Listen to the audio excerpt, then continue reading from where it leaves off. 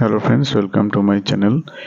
আজকে আমি আপনাদের সামনে একটি ওকিনামা 830 ব্যাটারি নিয়ে এসেছি। এটি দেখতে পাচ্ছেন 46 ভোল্ট শো করছে, কিন্তু এই ব্যাটারিটি খারাপ আছে। তার মানে এই যে ব্যাটারিটি কোনো ব্যাকআপ নিতে পারছে না। তো এখন ব্যাটারিটি খোলা হয়েছে, আপনাদের সামনে দেখতে পাচ্ছেন ব্যাটারিটি কত ছোট। এটি একটি এনএমসি টাইপ ব্যাটারি। অ্যাকচুয়ালি এটি লিথিয়াম আয়ন ব্যাটারি। এটা কোনো লিথিয়াম ফেরোস ফসফেট বা লিথিয়াম আয়রন ফসফেট ব্যাটারি নয়। এটি এখন আপনাদের সামনে ওপেন করা হচ্ছে। এই যে ওপেন করা হয়েছে, এটি একটি 18650 সেল দিয়ে বানানো একটি ব্যাটারি। তো এখন ব্যাটারিটিকে ওপেন করা হবে এবং দেখা হবে যে এই ব্যাটারির ভিতরে কি খারাপ রয়েছে। তো এই সঙ্গে সঙ্গে বিএমএসটি ওপেন করা হলো। এবার আপনারা দেখতে পাচ্ছেন যে ব্যাটারিগুলো খারাপ সেগুলোকে ব্যাটারি থেকে রিমুভ করা হচ্ছে, কারণ এই ব্যাটারিগুলো একদম 0 ভোল্টেজ শো করছিল।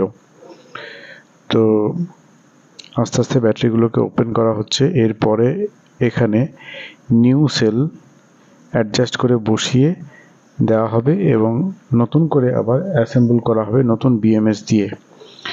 যেহেতু এক্সিস্টিং বিএমএসটি অনেকদিন ব্যবহৃত হয়েছে, ওই কারণে নতুন বিএমএসটি এখানে দেওয়া যাবে না।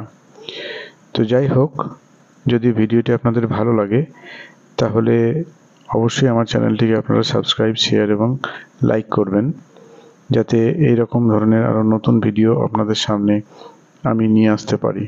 এখন ব্যাটারিগুলোকে আস্তে আস্তে ওপেন করা হচ্ছে। যদিও এগুলো মিটারে মেপে দেখা হয়েছে এগুলো ডেড সেল, এগুলোতে কোনো চার্জ ধরে রাখতে পারছে না, এই জন্য এই সেলগুলোকে রিমুভ করা হচ্ছে। এই যে দেখতে পাচ্ছেন যে এই সেলগুলো একদমই খারাপ, এই জন্য এগুলো এখান থেকে রিমুভ করে নেওয়া হচ্ছে। এরপরে আমি এই সেলগুলোর পরিবর্তে নতুন সেল এখানে লাগিয়ে আবার স্পট ওয়েল্ড মেশিন দিয়ে স্পট ওয়েল্ড করে এর মধ্যে অ্যাসেম্বল করব। তো দেখতে পাচ্ছেন যে ব্যাটারির অ্যাসেম্বলটা কত সুন্দর। এইরকম অ্যাসেম্বল মেশিন ছাড়া সম্ভব নয়, যদিও ব্যাটারি হোল্ডারগুলো খুব সুন্দর।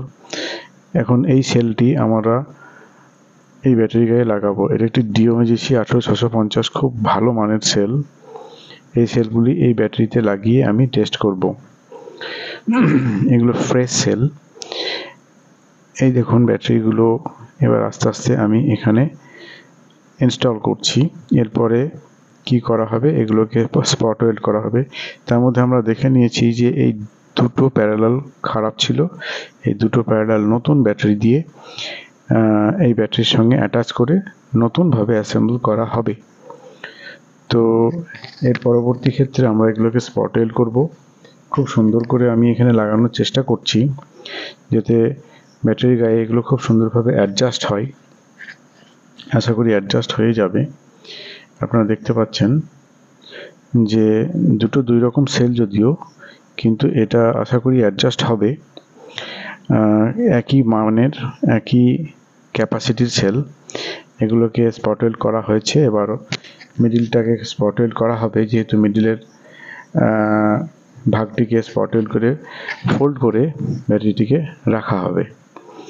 তো এই হচ্ছে স্পট ওয়েল্ড ডিভাইস, যেটা দিয়ে আমি স্পট ওয়েল্ড এখন করছি। আপনাদের সামনে দেখতে পাচ্ছেন একটু শর্ট সার্কিট হয়ে গেল। একটু কোনোভাবে অসতর্ক হওয়া যাবে না, যেহেতু লিথিয়াম ব্যাটারি, অসতর্ক হলেই এটি আগুন জ্বলে যাবে।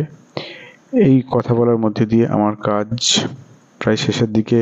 বিএমএস ইনস্টল করা হয়ে গেছে, ব্যাটারিটি ঠিকঠাক রান করছে দেখতে পাচ্ছেন, এবং এর সঙ্গে সঙ্গে আমি ব্যালেন্সারও লাগিয়ে দিয়েছি যাতে ব্যাটারিটি ব্যালেন্স করে কাস্টমারের হাতে আমি দিতে পারি। তো আপনারা দেখতে পাচ্ছেন এই যে বিএমএসের পরে আমি বিএমএস এবং ব্যালেন্সার একসঙ্গে অ্যাটাচ করে দিয়েছি যাতে ব্যাটারিটি ব্যালেন্স হয় খুব সুন্দরভাবে। তার সঙ্গে চার্জ করেও দেখছি যে চার্জ হচ্ছে কি না। আদৌ চার্জও হচ্ছে, ব্যালেন্সও ঠিকঠাক হচ্ছে, কোনো সমস্যা নাই। আপনারা দেখতে পাচ্ছেন যে ব্যালেন্সও হচ্ছে, চার্জও হচ্ছে, বিএমএস হিট হচ্ছে না। এবার পরবর্তী ক্ষেত্রে আমি দেখানোর চেষ্টা করব যে অনলাইন হওয়া তো যাবে না, ব্যালেন্সিং কিভাবে করছে এটি আমি এখন পরবর্তী স্টেপে দেখাবো। এখন দেখতে পাচ্ছেন সব ওয়্যারগুলো প্রপারভাবে কানেক্ট করা হয়েছে। কানেক্ট করার পরবর্তী ক্ষেত্রে আমরা একটু দেখে নিচ্ছি যে ব্যালেন্স এবং হিট ইস্যু আসছে কিনা। এর পরবর্তী সেকশনে আমরা দেখব যে ব্যালেন্সিংটা। এখানে দেখতে পাচ্ছেন যে ব্যালেন্সিং হচ্ছে at a time balancing charging সব একসঙ্গে হচ্ছে। এখানে নিচের যে সেল প্যারামিটারটি আছে সেগুলো আপনারা ভালো করে লক্ষ্য করুন, দেখবেন ব্যাটারিটি খুব সুন্দরভাবে রিপেয়ার করা হয়েছে। তো এই ভিডিওতে প্রথম থেকে শেষ পর্যন্ত থাকার জন্য আপনাদেরকে অশেষ ধন্যবাদ।